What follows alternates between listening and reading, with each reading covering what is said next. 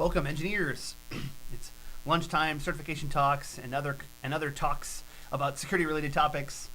First and foremost, we are done with the Cisco Live in the Americas, which was yesterday and the day before. Today is April 1st, April Fools, as it were.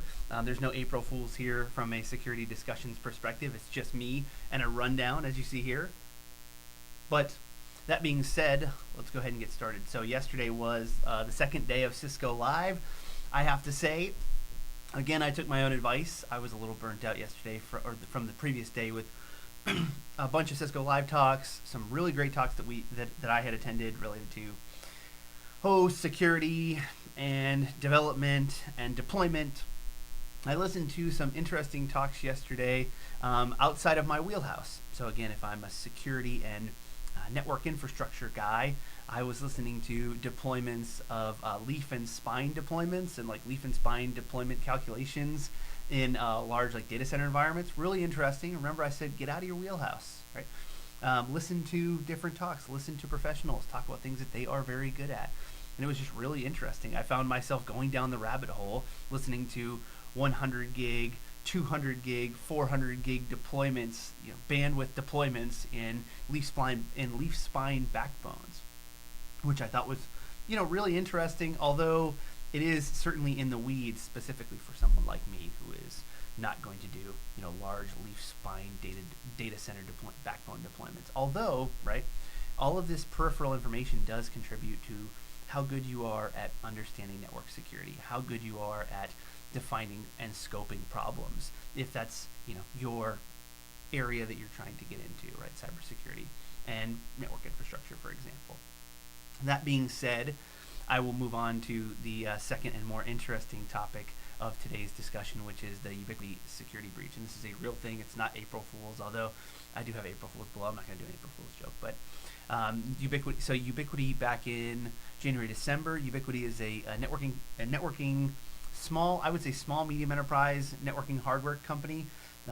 They would argue probably larger enterprise, but they make some really good, 16, 24, 6-4, 8-port switches, some halfway decent routing products, although I've heard a lot of, let's say, naysayers discuss things like their fault tolerance solutions and their lack of support for multi-IP in BGP environments and things like this. It's just like, that's not what they're built for. And also, I've heard some issues with things like IPv6 and things like this. But again, in your small and medium, you're not going to be running a bunch of IPv6 for some small dental office or something like this. So that's my Ubiquiti discussion before we get into the security breach.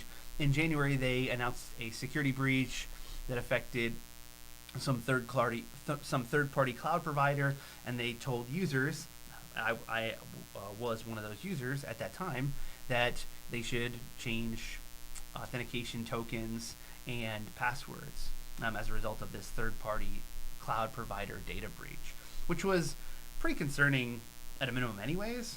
And so just something to think about.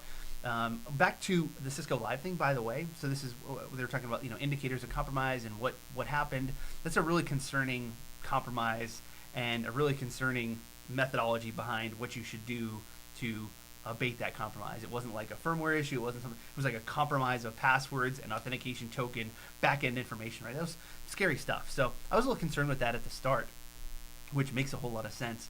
And then subsequently, back to Cisco Live, they were talking about indicators of compromise, and I heard a really interesting discussion about their SecureX platform and some of the utilities within their security platforms, where they can actually go out and you can identify blogs that have indicators of compromise, IOCs, and their platforms will will scrape that blog, look for the indicators of compromise, the hashes of the files, file names, domains that those malicious hosts would be reaching out to, or that malicious file would be reaching out to, or executable would be reaching out to, scrape that information and integrate it into their threat portfolio, which I thought was unbelievable. Pretty cool stuff.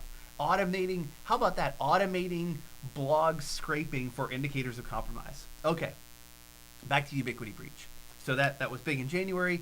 It subsequently was released on March 21st or March 30th 2020 by Krebs, Brian Krebs. If you don't follow him, I'll put a link to this article in the show notes. But Brian Krebs released an article stating from an anonymous Ubiquiti employee that the breach was more pervasive than the Ubiquiti announcement would have led you to believe.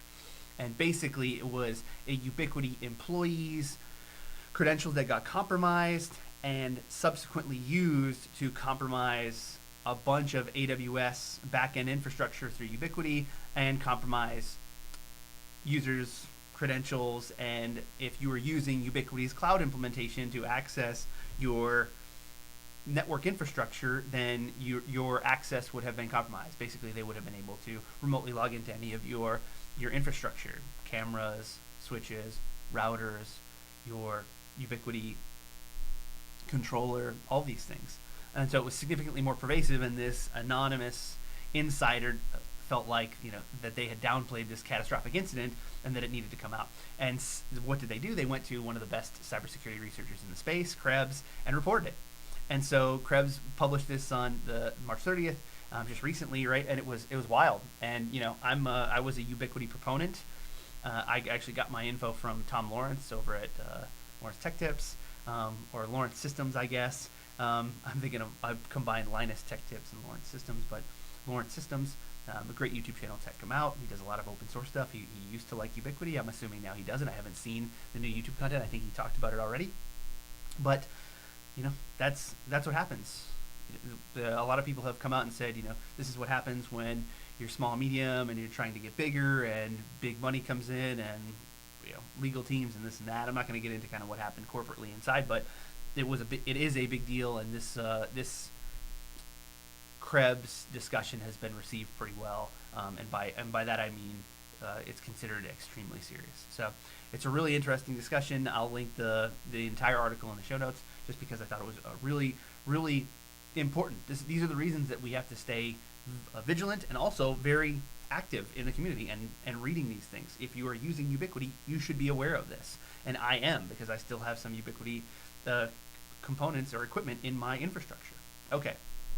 April Fools. It is April 1st. I'm not going to do an April Fool's joke. I just put it on there because it's April 1st today, and that is the day where people come up with interesting April Fool's jokes. I think Oracle has come up with an interesting April Fool's joke. There have been a couple other companies with interesting April Fool's jokes, one talking about buying the Linux kernel and things like this. So if you're on Twitter or other social media, keep an eye out. Interestingly, I do like a good April Fool's joke, buying the Linux kernel. That is hilarious.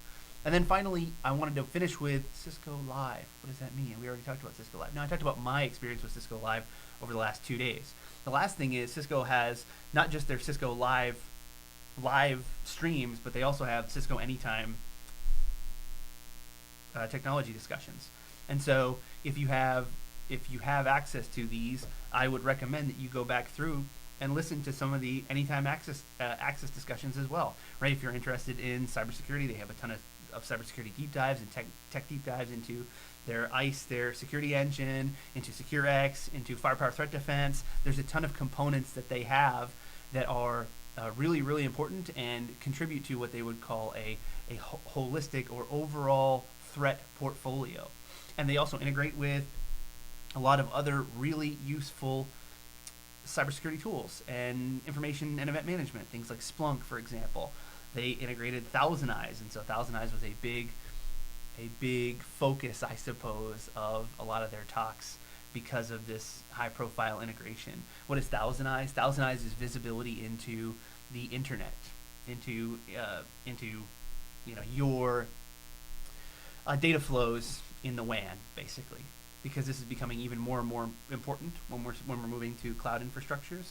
And so there's another one that I didn't even mention today, which was cloud infrastructures and cloud infrastructure security, right? And let's say security as a service, SaaS providers, and cloud access security brokers, CASBs, and all these different things, these different pieces of software that can sit between you and the cloud or sit between your clients and the cloud.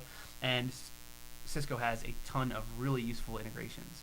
I heard one of their technologists say that they had a client that integrated 55 different security softwares. They had an example of 12. They're like, 12 seems like a lot, doesn't it? Well, one of our clients had 55. We are right up against the time, as is always the case. Engineer, break stuff, have fun. We'll see you tomorrow.